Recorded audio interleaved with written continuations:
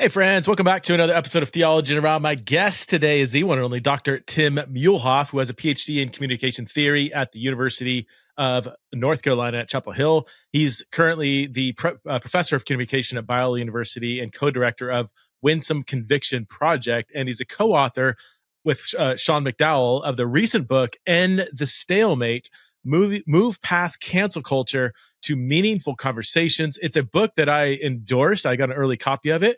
And as I explained in this episode, it came at a time when I really didn't have time to read another book and endorse another book, but I just absolutely could not put this book down. It has the potential of saving the church. I mean, really, like when we think about how many times Christians and churches just don't know how to dialogue around controversial topics or talk through, areas of disagreement, this book is a masterclass on how to do that. And so that's what this conversation is all about. Tim is my go-to when it comes to effective communication, especially across differences. This is an incredibly, incredibly important conversation for anybody who's human and also a Christian, and especially if you are in some kind of leadership, discipleship, ministry, church ministry, or if you're married or even plan on getting married, or if you just want to have friends and relationships. Did I cover everybody there? This book is actually incredibly, incredibly important. So I hope you like this conversation. Please welcome back to the show the one and only Dr. Tim Muehlhoff. All right, Tim, welcome back to the podcast. We have so much to talk about. I just want to first of all begin by saying your book, I mean, you and Sean McDowell wrote this book, End the Stalemate, which, well, let me be honest with you. I get a lot of requests to endorse books like you do. And it's like, gosh, you just don't have the time to do it all. When I got your request, I felt like, I love these guys, but I just don't have the time. I said, well, let me crack it open just to check it out. I couldn't put it down. This book is, and it's an engaging book, but I was like, this is so needed in the church today. And so I said, all right, I need to do whatever I can to help get this book out there. So if my endorsement does any of that, I want to do it. What, rather than me kind of summarize the book, what are some main principles that you would love somebody when they read this book that they can walk away with in terms of just dialoguing with people across all these political, theological differences, which is just, I don't want to say destroying the church, but it kind of is. I mean, it's hindering the mission of the church significantly. We don't even know how to talk to each other across differences. Yeah, let me, and one, thank you for endorsing it. You're at the top of our list of endorsers because we really admire what you're doing. I mean, your theology in the raw is bringing together people to have conversations we're just not having anymore. So the book is super practical. I wrote it with Sean McDowell. He's a practitioner. His YouTube channel now has over 260,000 followers, and he brings on people he knows he disagrees with, but does it in a really, I think a really productive way. Yeah. So before we get to the really practical stuff, we need to have a philosophical discussion real quick. What form of communication are we going to go with?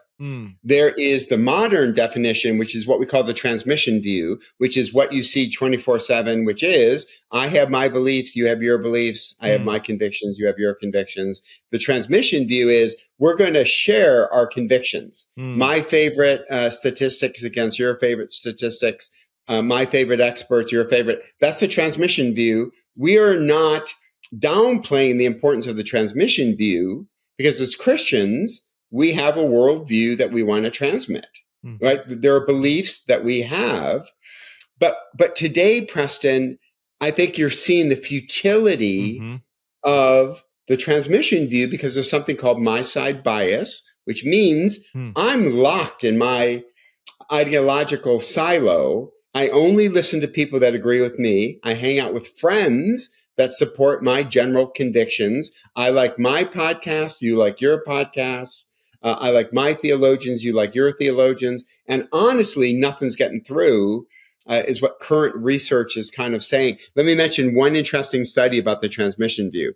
A bunch of researchers at USC, just down the street, took people, put them in an MRI machine, and read to them political statements they know that person really disagreed with. Then they mapped out the part of the brain that registers when my views are being attacked. Then here's the cool part, Preston. They then showed him images of animals about to attack. The same part of the brain lit up. Oh my gosh. The same part of the brain. So I wrote about this in the book. Yeah, I remember that. I'm doing mountain bike riding and a bobcat goes across the path. It looked like a German Shepherd, but it had cat-like features. Preston, I was freaking out. Oh yeah. My heart rate doubled. I didn't know I knew not to ride away like a crazy person because the bobcat would chase me. But I'm having this bike between me and the grass that it went into. Oh gosh. But imagine trying to have a conversation with me. Hey, Tim, real quick, I know there's a bobcat in the grass, but what do you think about President Trump? Is he a viable candidate? I'd be like, are you crazy? Are you crazy right now?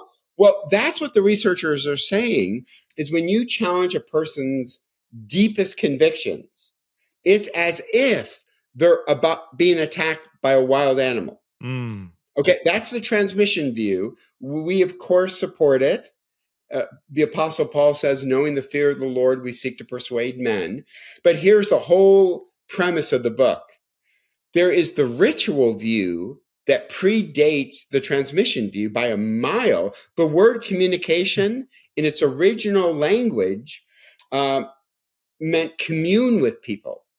So we're arguing that the ritual view primarily is what are the points of connection that you can establish? What are the bonds of commonality that you can establish before you ever get to the transmission view? In today's argument culture, we're simply arguing, I think we start with the ritual view. What rituals do we have in common?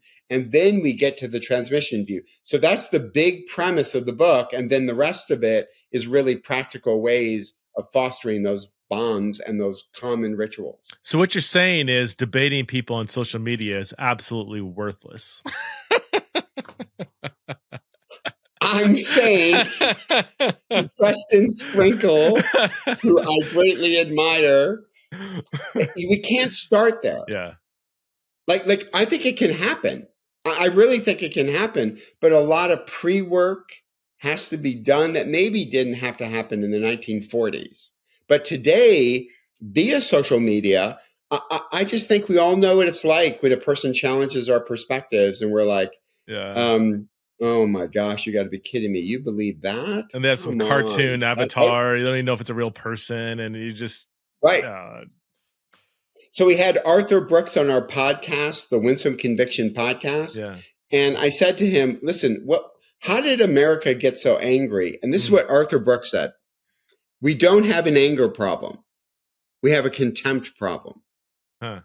And I thought, oh, that's really good. I go, what's the difference? He goes, anger is you and I can be mad at each other, but we're going to protect the relationship. Yeah. Right? You're a family member. You're a church member. We're going to hang in there, even though you really do tick me off. Contempt is I'm ending the relationship. The church would be better off without you. Yeah. And, there was a study done in the 2016 presidential election that 33% of respondents said, I no longer talk to a family member because of the 2016 presidential election. Welcome to contempt. Oh, what's the cause of all? Is this in your lifetime? Are we living in a time when this inability to communicate across differences, especially I would say secondary differences, is just wreaking havoc on the church? Is it due to, social media and algorithms and siloed news sources and stuff, or is it more than that? Well, I'm not going to blame everything on social media. Yeah. And by the way, we better figure out social media because it's the new public square. Yeah. I absolutely agree with Hillary Clinton saying the new public square is social media. So we can't abandon it, but we better have a new strategy. And we explore that in the book. And Sean, my co-author, is the king of social media. And I think he's doing it really well, maintaining his Christian beliefs, but also engaging people. So I think I would agree with Alan Jacobs, who says the internet makes us perpetually irritated. with each other. Yeah. And it allows me to silo in really simple ways because of algorithms. And I just like being part of a community that agrees with me. And the way we're talking about other people, we're demonizing them. We're giving stereotypes, not steel man, but straw man. So literally, Arthur Brooks said, the sign of contempt is the eye roll. So, you know what I mean? So, somebody starts to argue for position. I literally go like this, Preston, I go, right? Yeah. Right? The words are not even out of that person's mouth. And I'm like, oh my word. Okay. Right? And that today has created a communication climate that I think has become really difficult in how we demonize people to have these good conversations with people that we know we disagree with. Wow, golly. So so talk to us. Your Winsome Conviction started as almost like a side hobby, right? I mean, you're a full-time professor. You've got a lot, you write books, you speak. You start this kind of like, would you call it a think tank or yeah, but rather than me, you describe what Winsome Conviction is, because it's absolutely blown up and become like a full-time job for you. Yeah, I mean, 2 donors called Biola 5 years ago, and they basically were so discouraged how Christians talk to each other and how we talk to non-Christians. So they called the president's office and said, hey, we're thinking about giving some money for a project. Could we meet with this Muehlhoff guy and Langer guy, my co-director, because they had seen us on YouTube. Okay. Do you know how quickly you get a call from the president's office when they say we're thinking about giving money? So we met with them. They're the most amazing couples you've ever seen. We were speaking the same language, the same convictions. So 5 years ago, Preston, we started the Winsome Conviction Project to help Christians talk to each other, but also how can we talk to non-Christians? But let me say this in all candor, Preston, 5 years into it, I'm probably more discouraged than I've ever been before. COVID did a number on everybody. The past election really hurt churches. And now this next one's coming, and people are predicting it's even going to be more vitriolic than the previous one. And I don't think churches are ready for it because they're all tired and worn out. Christianity Today, Preston, Christianity Today did a survey saying it to pastors, U.S. pastors, if you could quit today financially, how many of you would quit? 48% that I'd quit today. Oh my! I'd quit today. Asked why is because in the top 3 answers, how congregants talk to each other was in the top 3 responses why pastors are just ready to quit. So Preston, there's a great cultural moment today. Let me give you another survey. I don't want to be the survey king, but another survey. We tend to think Americans don't agree on anything. This came out 2 years ago. 98% of Americans would say incivility is a threat to the country. 67% would say we are at crisis levels of incivility. And the only question we need to ask today, will the church be a good role model or a bad role model? And I think right now, we're a bad role model. We're not a good one. For sure, we're not a good one.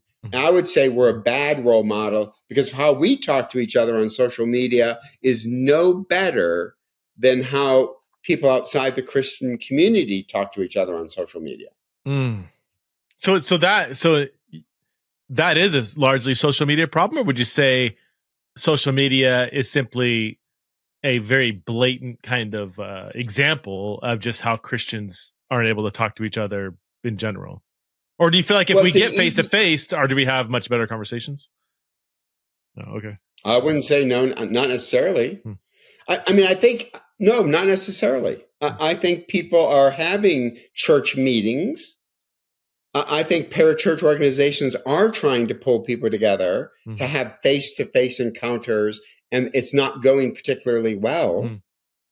And the upcoming generation, I mean, you know, this research on deconversion is so disturbing. Pew Research, Preston, for every 1 person who converts to Christianity, 4 deconvert. Wow. In America, in the West, or globally? In America. Or okay. In America. Yeah. In America. So Preston, this is where we're at the point where even prognosticators are saying, is it possible America could fracture? Yeah. And when you see the storming of the Capitol, that's not like empty rhetoric. I mean, is it possible that our differences would be so great that the nation would fracture and the church would fracture? So I think it's a golden opportunity for us to stand up as Christians and to say, listen, we speak truth and love. What does Peter say? When insulted, do not insult, give a blessing instead. We have a chance to live that out in real time in front of the world. But today, I don't see, there are grassroots organizations going on that are really encouraging, but they just don't make it to the headlines. But there are some really cool grassroots things that are happening. So the major premise of the book is, listen, transmission's really important. I want to share my deepest convictions with you, but we got to back the truck up, I think. And we need to start with the ritual view is, listen, where's commonality with each other? Like, even though we have differences, what is it that unites us? And let's work really, really hard to articulate what unites us. So let me just mention one thing real quick, Preston. So I laughed out loud when I heard this song. You know how you do these song groupings on like Pandora, whatever? Yeah. Okay. Do you remember the song Breakfast at Tiffany's? Oh, of course. Yeah. Okay. Preston, listen to the lyrics of this great song. Really? So I was literally laughing out loud driving in my car. So it's a couple who's going to break up, right? They've grown distant, and they're literally calling an end to their marriage. Then he says this, hey, Breakfast at Tiffany's. You saw that. And as I recall, we both kind of liked it. At least that's one thing we got. Oh, the movie? Like, so they both like this one movie, and that's... Yeah, they both like the movie, Breakfast at Tiffany's. And he says, listen, I know we're probably not going to make it, but listen, I liked Breakfast at Tiffany's. You liked Breakfast at Tiffany's. That's one thing. So I think, but don't minimize that. Don't minimize saying to a neighbor you barely talk to anymore, hey, by the way, I do think I want to give you this compliment. I do want to remind us that when that storm hit, we both helped each other out, right? So I'm writing an essay right now called Sometimes All You Have is Breakfast at Tiffany's. That's good. But let's do that. Let's find that today. Would you say that's one of the number one principles of how to have better conversations across differences, is establish some kind of common passion? So there's a guy named Kenneth Burke, who, if you study rhetoric... I was literally just talking about Kenneth Burke last night with my buddy Greg Coles for a long time, yeah. Okay, so Burke is a genius. He really did change how we think about rhetoric. And he said, okay, if I had to boil it all down, it's the principle of identification. How can I identify with you? And let's find ways to cultivate that and surface it, right? So this is Romans chapter 14. You get Jewish converts, you get Gentile converts. Jewish converts want to do days and diets. Gentiles are saying, no way, I'm free in Paul. I'm not doing your Jewish tradition. Paul steps in and says, hey, let me remind you, you're all children of God, and I do not want to have contempt, and I want you to live with each other. Right? Man, we've lost that today, Preston, is the living, right? Unless it's a confessional belief, right? Yeah. Jesus is Lord, salvation found in Christ alone. But days and diets, in Paul's estimation, even though the Jewish converts would have said days and diets is supremely important, Paul said, no, I'm going to let you disagree on this, but don't stop the work of God because of food. Preston, we're stopping the work of God over critical race theory, preferred pronouns. We're stopping it over mask mandates. We're stopping it over everything. And I think the Apostle Paul would say that, did you not read my letter to the church at Rome. I said not to do that. It's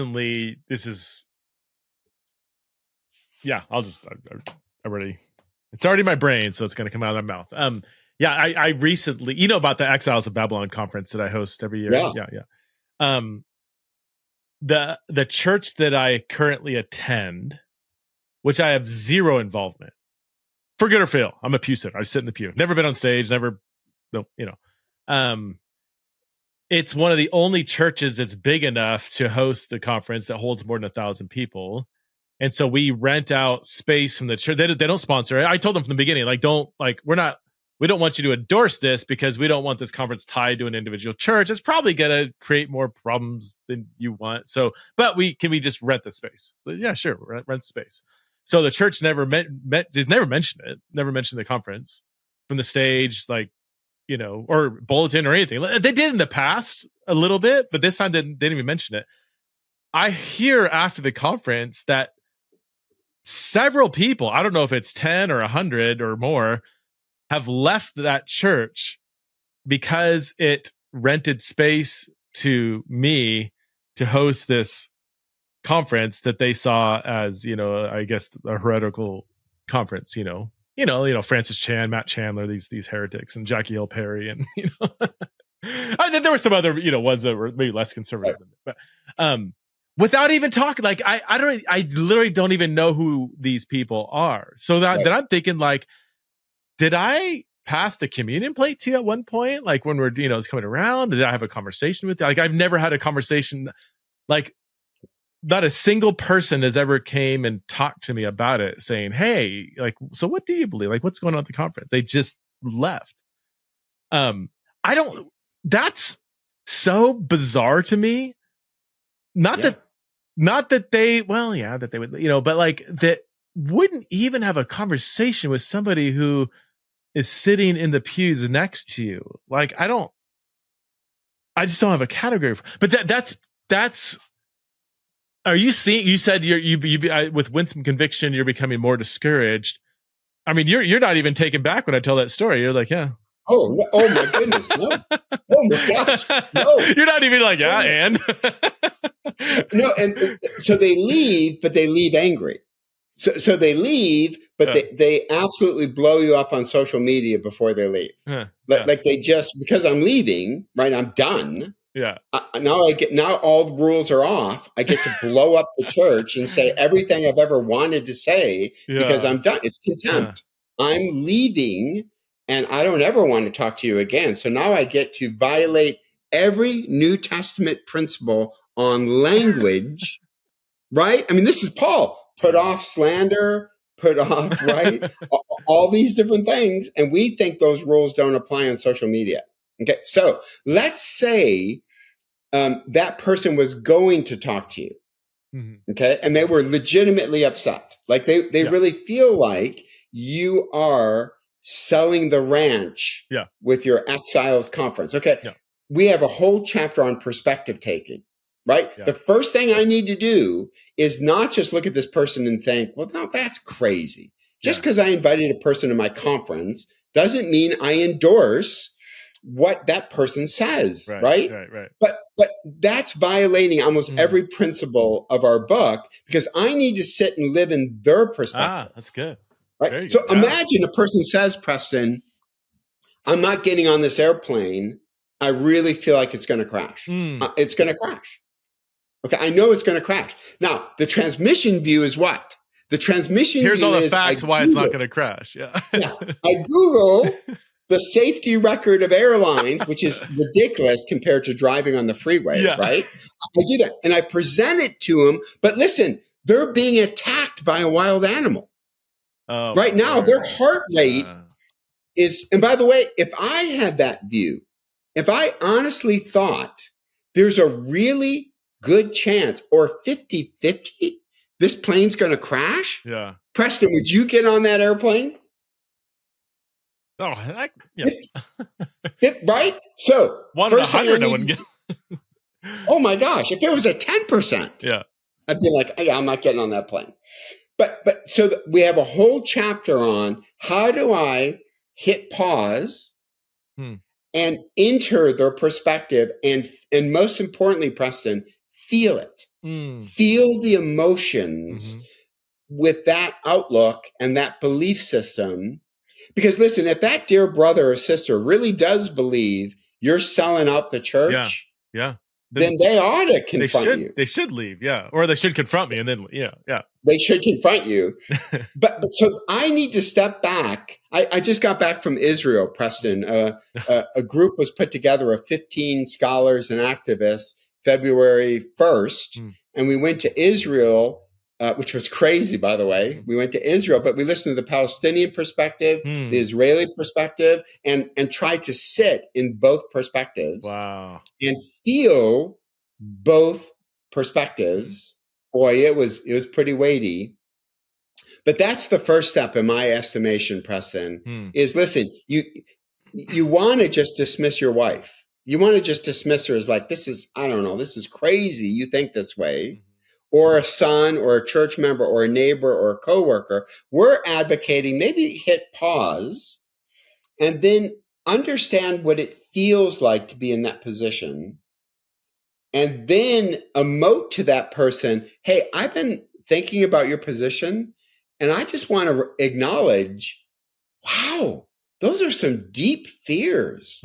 And if I had your perspective, I think I'd be doing what you're doing. I mean, at least that's a way to open a conversation where you feel like we just don't have an opening if we go straight transmission, right? That's hard to do, man. And yet that is hard to do. I was gonna say that's so hard to do. But I get because in my particular situation with the stuff I go through or whatever, because I came out of a more fundamentalist background, I can if I sit there and just go back in my memory to when I was a 23-year-old seminary student, front row John MacArthur church, taking notes in my suit and tie and stuff. Like I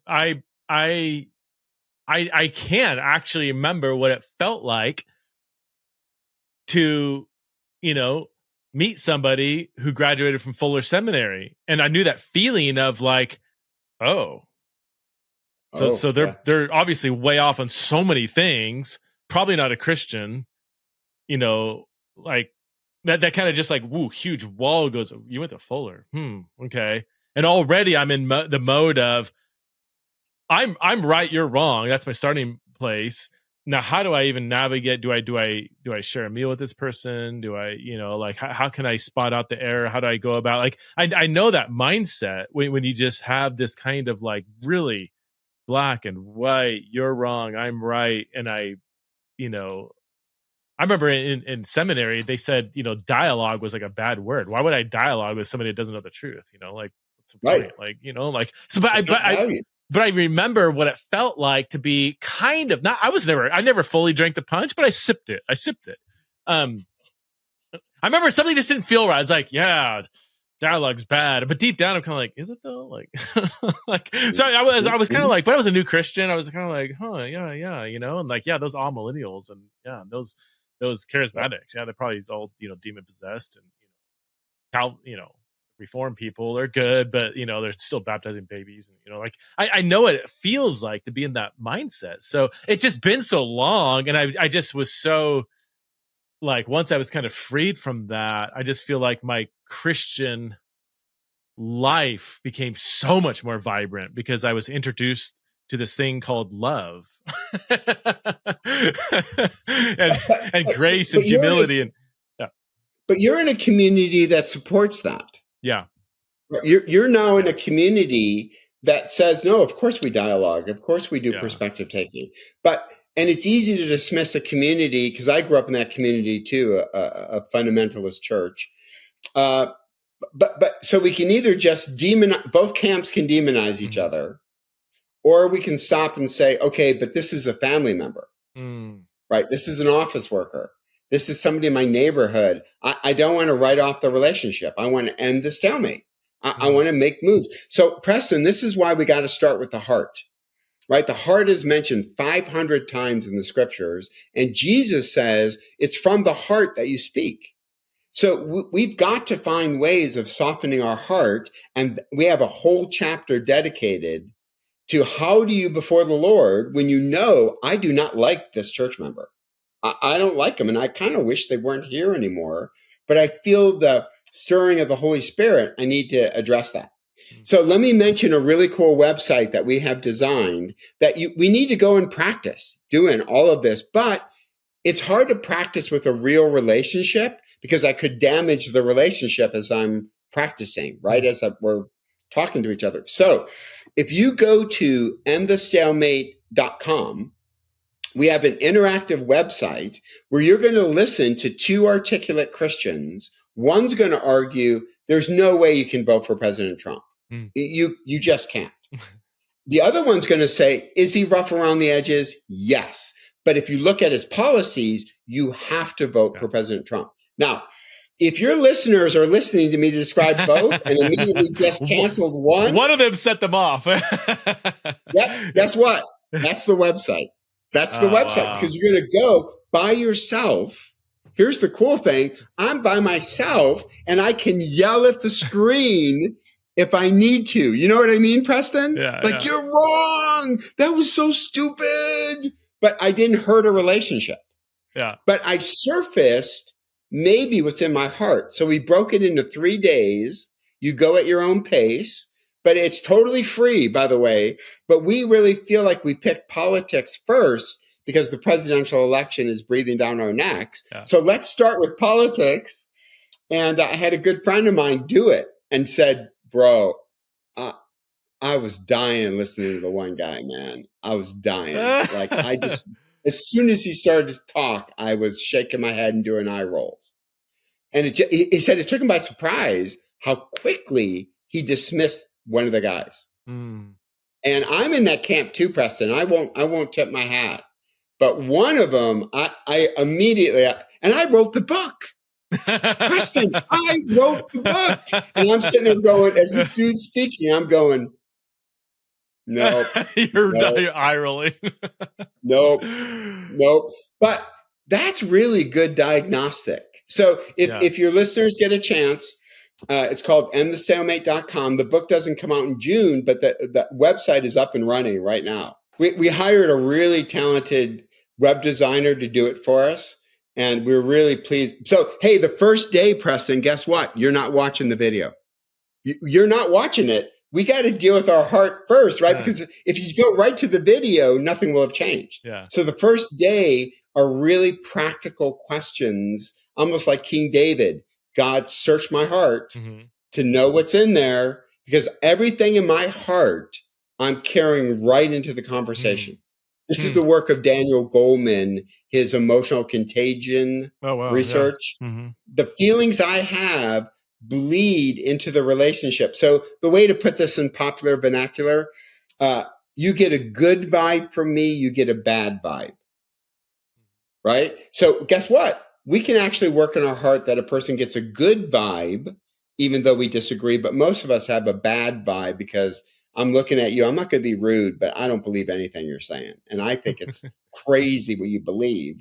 Goldman would say that's already bled into the conversation. You've kind of already poisoned the conversation before it ever began.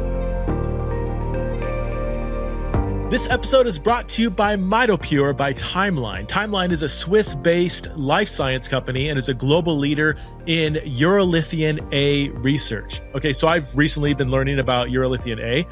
Urolithium A is a powerful postbiotic that is nearly impossible to get just from your diet alone. And MitoPure is the first product to offer a precise dose of urolithium A to upgrade your mitochondrial function, increase cellular energy, and improve muscle strength and endurance. One way to think about MitoPure is that they are little like Pac-Men for you Gen Xers, Pac-Men in your cells, chomping up the damaged mitochondria that makes you feel old and tired and recycling it into new healthy ones. According to Timeline, taking 2 soft gels a day for 2 months results in significant improvements in your cellular energy, muscle strength, and endurance. After 4 months of taking MitoPure, you'll feel yourself getting stronger, recovering faster after a workout, and experiencing less inflammation. Now, Timeline is offering a 10% off discount of your first order of MitoPure. If you go to timeline.com/theology and use the code theology, you'll get 10% off your order. That's Timeline, timeline.com/theology to take advantage of this offer. Go check it out. So most people today, would you say more than ever, maybe not more than ever, but uniquely today, given the culture we live in, given social media, given the silos we live in and everything, that we come into these discussions more than ever kind of entrenched with that this viewpoint is absolutely absurd. I can't believe a human would believe that. Now let's have a dialogue. Like that, we come in with all that more than ever right now. Yeah, and that's the word I'd pick up on, absurd.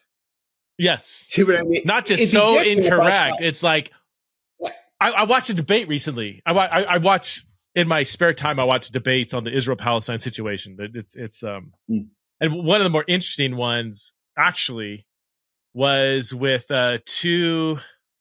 Well, one was Dave Smith on the more against Israel side. He's a libertarian. He's a comedian, but he's a libertarian thinker. And then the other side was one of them was Dennis Prager. And sure. There we go. And all Prager could do is repeat over and over and over that he felt like you are living on a different planet. I can't even believe we are even having this conversation. And the problem is Dave Smith, and I would line up with a lot of what Dave was saying, but he kind of did the same thing. He's like, yeah, I agree. I feel like I'm on a different planet too. Here's all the facts why you're wrong. And I think all those were, and it just didn't even get through to Prager because he was so convinced. Not even just like, it was like if I visited Mars, like that's how he felt. He sat there with his arms just kind of like, I'm on a different planet. Yeah. I don't know why I'm here, kind of like for 2 hours. Well, and that's starting with the transmission view. 100%. Right. We started with, so this group that went, the 15 scholars and activists who went to Tel Aviv, Gaza, it's being made into a documentary. Oh, wow. Like a crew came with us. It's going to come out in the fall. We're actually going to premiere it at Biola University. So when you mention the devastation that's happening in Gaza, right, and you mention numbers, right, let's say 35,000 people have died, mostly women, mostly elderly and children. Yeah. Okay. The people on the pro-Israel side in our group immediately discounted the numbers. Yeah. Those are Hamas Here's numbers. What they said. Where are the numbers coming from? Yeah. Right? They're coming from Gaza. Yeah. Yeah. So those numbers are so inflated. So again, hey, we started with numbers. I will not acknowledge your facts. And you won't acknowledge my facts. Guess what? We're at a stalemate. So what do you, let's go back. Let's take this as an example. How should this conversation happen to where it's more fruitful? Okay. So with this documentary, we went to, right outside of Gaza. We went to the kibbutz that was attacked right away when Hamas came. We actually were there. Wow. I mean, smelling the burnt buildings. Yeah. It was horrific. It was horrific. Yeah. Feel that. Even if you're pro-Palestinian, feel that moment, and then communicate. So one of our most pro-Palestinian women, standing in the kibbutz, broke down and cried. Oh wow! And a pro-Israeli man walked up and hugged her. Oh my word! Wow. I thought, you know what? That's the ritual view right there. Because what was the connection? Listen, I didn't change my view on what's happening. Yeah. And I still don't accept your numbers. But guess what? We had a moment where we shed tears over that tragedy. And then we went and talked to some Palestinians who were talking about, the knock on the door at midnight. Again, saying, hey, one of your family members has died. Right? And feeling that pain maybe can create a moment where you and I can look at each other and say, hey, human to human,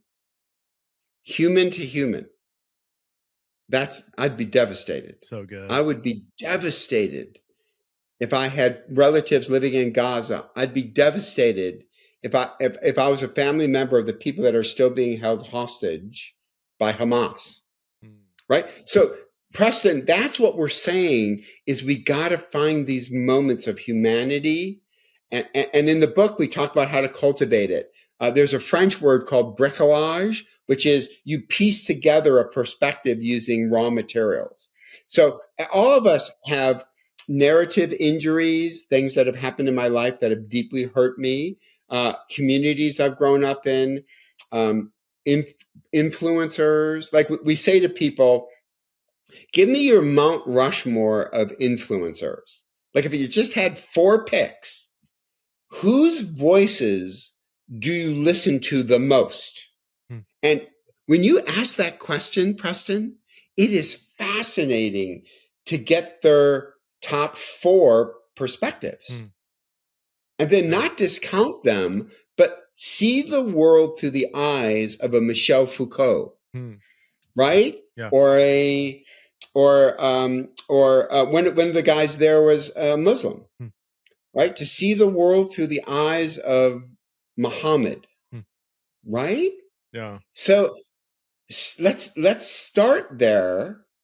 And that's going to be a softening of the heart, and we need to practice. That's why you go to the website, endthestalemate.com, because you need the Holy Spirit to say to you, dude, you're a horrible listener. Like, you're just a horrible listener. You have so much opinion right now.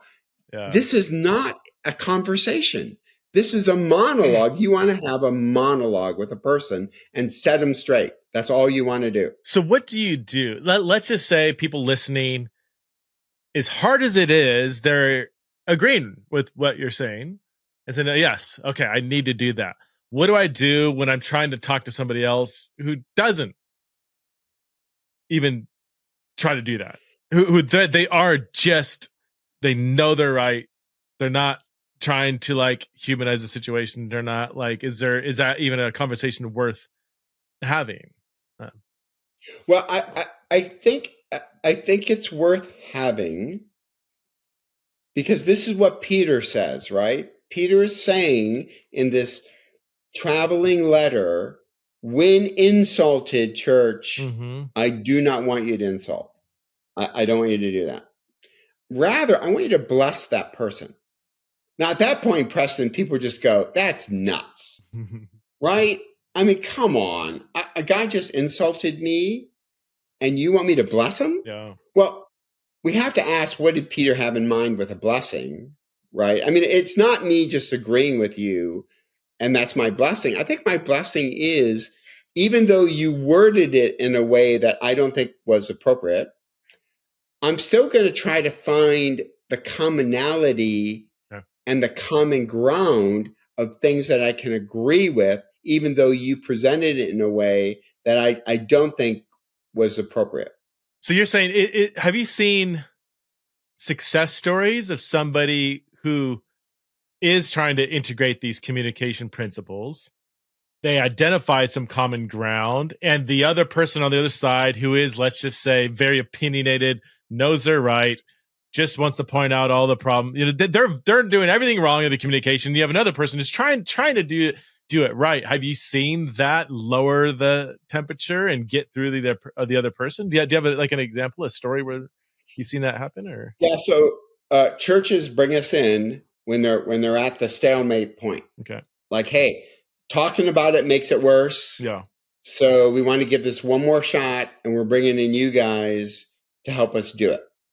So what we do is we come to the church, but 7 days before we ever get there, everybody does a 7-day devotional we've created. If you go to winsomeconviction.com, you can check resources. There's the 7-day devotional you can do in your family, church, neighborhood. But everybody has to do the 7-day devotional, which is, God, search my heart. Am I teachable? Why even have this conversation if I'm not going to learn anything? So all of us go through 7 days. Then we structure the conversation using this 4-step model we've created that's in the book, End the Stalemate. And we ask everybody to use the 4-step process. And we've seen, so here's what encourages me. Is that a panacea where now everybody's talking great about race and gender? No, not at all. But we've seen a softening of the tone. And let me give you my favorite example of a church. So they're at these tables, right? We train moderators. So they expected 200 people, Preston. Almost 400 came. Wow. They doubled. We had to bring in chairs from everywhere. So everybody's sitting around tables. We've already trained moderators to help with the discussion using that 4-step model, right? And then we had a sharing time after communion. Okay. A woman, I'll never forget this, Preston. So in my most discouraged moments, you need to have these stories. A woman gets up and says this is my son sitting next to me. We've not talked for over a year. I asked him, almost begged him, please, let's do this one afternoon seminar together. That's all I asked. We just both go. And they went and had, for the very first time, a semi-positive conversation in front of a table of people where they didn't yell at each other, snap at each other. And the son even said, Mom, I agree. I agree when you say that. I agree with that. And she got emotional. Preston, there wasn't a dry eye in the place. Do you see how that little spark? And by the way, we're not even talking about the Holy Spirit yet, right? The Spirit can take that little, right? When Paul says, give your enemies food and drink, that's giving the Spirit something to work with. That blessing for an insult is giving the Spirit. So those are moments that keep me going, that here's a mom and a son who still have a truckload of problems, but they can now point to breakfast at Tiffany's. It all goes back to breakfast at Tiffany's because we had one positive experience. And let me just say this, Preston. We're talking about politics and race, but the book it works for those. But this really is for the parent who has a teenage son or daughter who feels like every time we talk, it's this. Here, this is written for them. Like this is when you don't know what to do, but it also works for lesser conversations. Like we're kind of tackling the hardest, but these principles can also work for lesser, less intense conversations. What advice would you give to a parent? I have a lot of parents with LGBT kids that listen to the podcast. And the one parental situation that just breaks my heart and I just don't know what to do is, and it's usually with a Christian parent with a trans identified kid who needs their parent to affirm 100% of their beliefs. Otherwise, they cut off the relationship. I have this conversation with parents quite frequently saying, look, I'm willing to use my kids, let's say adult kid, maybe they're early 20s or something. I'm willing to use their pronouns. I'm willing to use their new name. I'm even willing to I'm going as far as I can past my own convictions, to meet them where they're at and to maintain a relationship. But as long as I don't actually believe everything, if my daughter's now transitioned to be my son, and if I say I still think you're female, like I don't actually believe you are who you think you are, but I'm willing to use a name, then the child, like you're done. You are toxic. If you can't affirm everything about who I say I am, then you're done. Have you encountered this kind of relationship? I mean, it's or just where. I mean, this would apply to any relationship where one side demands full affirmation of everything you believe for there to be any relationship. Is there any hope for that kind of relationship? Well, so this is way above my pay grade, Preston. But I teach a family communication class at Biola University, and we use a book called Families and Faith. The lead researcher is Benston. And he would say this to parents of prodigal children who have left the belief system of the family, right? He would say the number one principle he would say to these families is you speak truth in love. It's not just love, right, and it's not just truth. right. It's got to be a combination of both. And no doubt the child who is the prodigal is going to hate the truth part. So then he says this caveat, Preston, that this is what I'd leave your hearers with. Keep the door open and let them know regularly the door is wide open. We love you. You're always welcome here. You're always welcome here. You don't need to believe what we believe to walk in our door and be our son, daughter, they, whatever pronoun you want. Just know our love for you is not contingent on you believing what we believe. We love you. But we have certain convictions, right, but we love you. And if you're in need, we'll be there in a heartbeat. I mean, that's what I love about Paul saying, your enemy, right? Which in the Greek is more those who hate you than it is like an enemy we would think about like Palestinians and Israelis. Those who hate you, Paul says, still, when you see they're hungry, feed them. Like that's a no-brainer. So I would only say to these parents, get the book. It's called Faith in Families. It's a longitudinal research study done by one of the top family comm researchers, and he has a beautiful section on prodigal children. And he would just say, let them know that your love is not contingent on them changing or believing. It's based on the fact you're my son or daughter, and I love you. That's good. And he said prodigals do come back. He has found in his studies that if that consistent love, that he finds that prodigals do, in many situations, he says, come back to some kind of relationship, not necessarily to the former belief system. Yes, some kind. They reopen the relationship. Yeah, well said. They reopen lines of communication. Shifting gears just slightly. You've been a professor on a college campus for how many years has it been? 20, 30? 19 at Biola. 19 at Biola.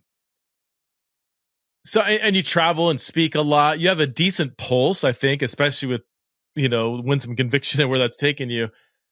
Does it seem like there is, well, so you teach at a evangelical, I would say it's a pretty mix of a student body, right? Some would be very conservative, some would be moderate, some might even be more progressive, or so you have a good sampling of kind of the spectrum of evangelicals. Have you seen it seems like there is almost like a resurgence of a more fundamentalist brand of conservative evangelicalism that I didn't totally anecdotally. I don't know if there's data on this, and maybe I'm totally off on this, but yeah, just kind of a resurgence of a brand of more fundamentalist conservative evangelicalism that I thought was kind of slowly dying out. But it seems like there's a resurgence. Have you seen that? Am I off on that?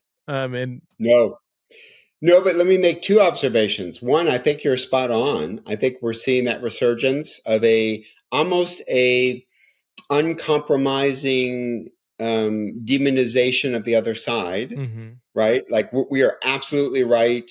And if you don't see eye to eye, this is liberalism coming into the church. Yeah. Right? If you don't take my theological position, my interpretation of scripture, then that is liberalism coming into the camp. Okay. And we need to reject that. Yep. But here's the good news. Preston, I think the upcoming generation is rejecting it. They are rejecting it, saying we're done with that.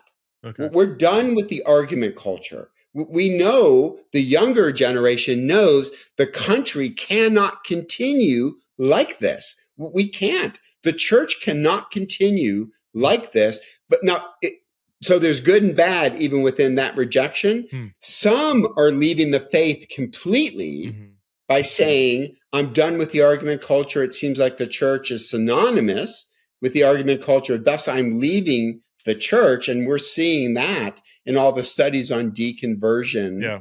But there's another group of young evangelicals that are saying, we're doing it differently. Mm-hmm. Like we're going to reach out to people we know we disagree with, and we're going to do the second great commandment. Mm-hmm. We are going to love our neighbors as a sign of our fidelity to God. And we have a segment on our podcast called People Doing It Right. It's a great segment where there are roots movements happening all across the country and the church of young evangelicals saying, I'm crossing lines. I'm crossing political lines. I'm not going to demonize my gay friends. I'm not demonizing the trans community. Now, listen, I have my convictions, but I'm not going to demonize. I'm going to speak truth in love, but I'm going to start with love. So would you say that the resurgence is happening, but not among younger people, generally speaking? No, it is among younger people. Oh, without a doubt. It's the younger generations that's doing it. That's becoming more fundamentalist? Oh, no. I'm sorry. Okay. Yeah. So that message you talked about is coming from the top down. Yeah. Oh, okay. But young evangelicals, I see a ton of them rejecting it, saying, no, I'm not doing that. Which would be expected, I think. Like that's so the resurgence among a more fundamentalist brand of Christian, again, if that term even works, but it's happening among older, like what, millennials, Gen Xers, boomers. Okay. Yeah, and the power base, because again, Christianity there's the moderates, there's the more what we call progressives, and there's the more conservative / it could even be down the line fundamentalists. Yeah. Right. Now, I want to be careful with that word because Biola is the home of fundamentalism. There were some good reasons to do it back in the day. Yeah. So I don't want to just completely. Yeah. There's a complex history behind all of that. Yeah. But I think we have the older generation that is utterly committed to the transmission view. We need to be louder, more convicted. We need not to compromise because truth does not compromise. And I think the younger generation is saying, but where's the love part? Yeah. Like, I get the truth part. Where's the love part? And I'm encouraged by younger evangelicals saying, I'm reaching out to people. I'm going to give them food and drink. I'm going to do neighbor love. And that encourages me, Preston. We're seeing some really cool things happen with the younger generation. How has this affected the school? So you have a younger generation of students who are wanting a better brand of Christianity. You have, seems like the majority of like leadership, faculty at Biola would very much resonate with a better tone. What your president says, firm conviction, soft edges. Is that what at least all the profs that I've interacted with there, which has been, a couple dozen, I feel like, you guys seem to be not on the exact same page with that, but like compassion is super important and yet being convicted, but then as any institution, you have what I'm going to guess is a donor base, which is probably mixed. Some that would very much resonate with everything we're saying, and yet others that might be a little more of the other, the part of the resurgence of a more fundamentalist, posture. I guess my question is like, how's Biola doing with what I'm assuming is probably a mixture of viewpoints? And again, our faculty are diverse. We have some who would say we're compromising probably too much to speak truth and love. The love part's getting out of hand, and we don't speak as much truth, which, by the way, that's a fair critique of some are going way too far in an accommodating stance. I see that. But let's talk about the elephant in the room real quick, Preston. I guess what I'm saying is how you have been demonized. Right? How you have been attacked is not playing well with the younger generation, although the older generation are being broken into camps pretty quick, which there's a pocket of Christians who are looking at you saying Preston Sprinkle is the problem. Yeah. You're the poster boy for what it looks like in some of your stances and the conferences you put on. This is liberalism run amok right here. We need not go any farther than Preston. And I think what's happened to you, honestly, is the problem. Hey, it is okay to disagree with you. And there are really smart people who would articulate not using pronouns. And by the way, in the book, my co-author, who I deeply respect, would choose not to use pronouns. And I would, depending on the situation, I would in certain situations use pronouns, but in other situations, I probably wouldn't use the pronouns. We actually explore that disagreement in the book, trying to use the very same principles. And so we actually tried to model, and guess what? At the end of the day, we still disagree with each other, but hopefully it's in a different tone. But the way people have cast you, not just disagreeing with you, but demonizing you, is what the younger generation, I think, is saying, I'm not doing that.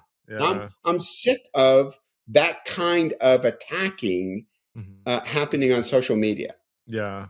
Well, I appreciate that. Yeah, the elephant in the room.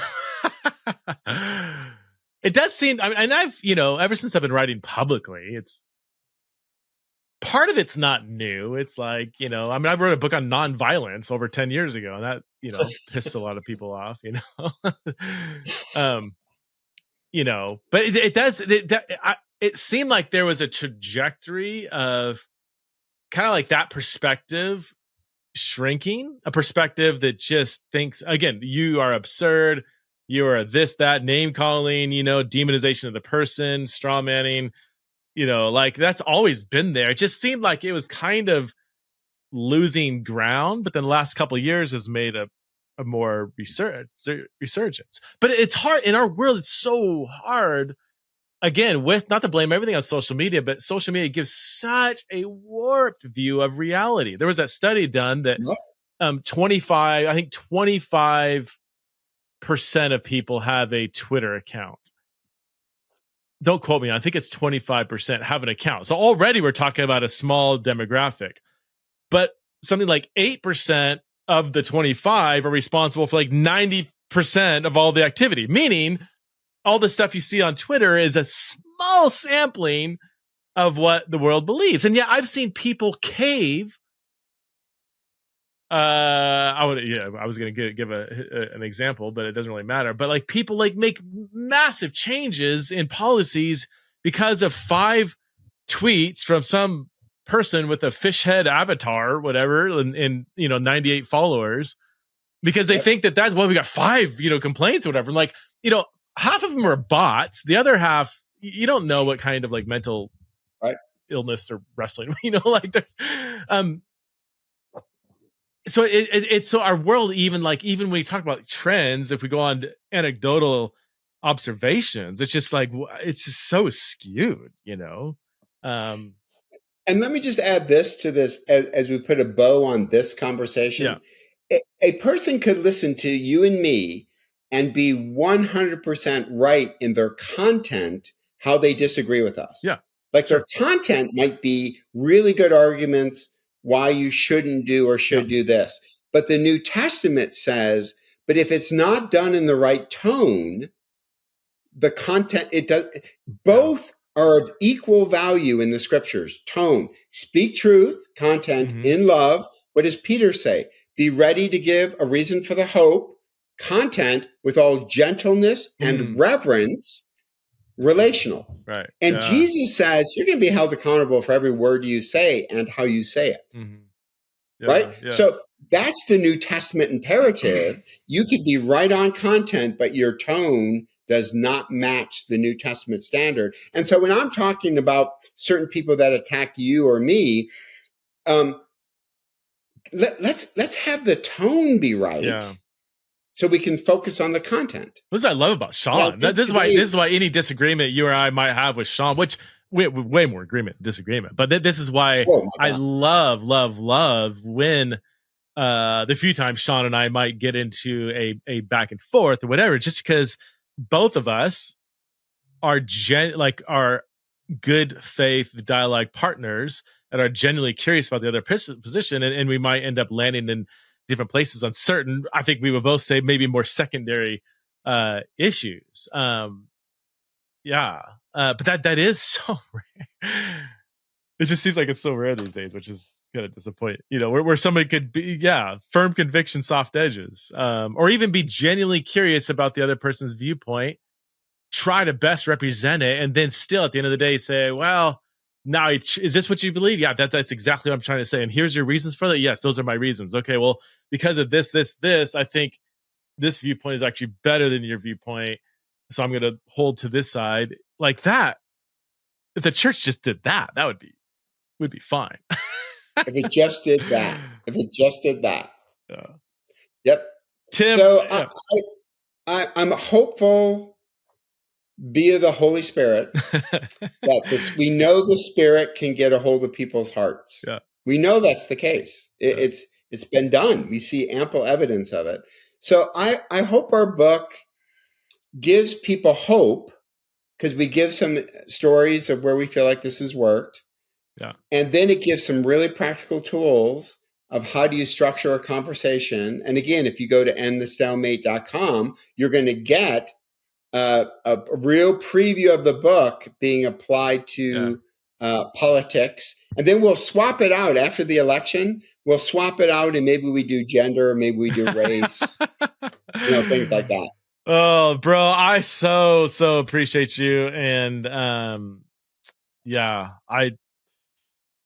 feel like I've learned what you talk about on a scholarly level with communication stuff. I see it so much on a practical, anecdotal level. I'm like, here's what I'm seeing. I go talk to you. I'm like, okay, so that's actually, that has some scholarly credibility. Tim, thank you so much. Please pass on my gratitude to Sean. The book is absolutely incredible, and End the Stalemate. So I encourage people to pick it up. So thanks for coming on Theology On again. Thanks, Preston.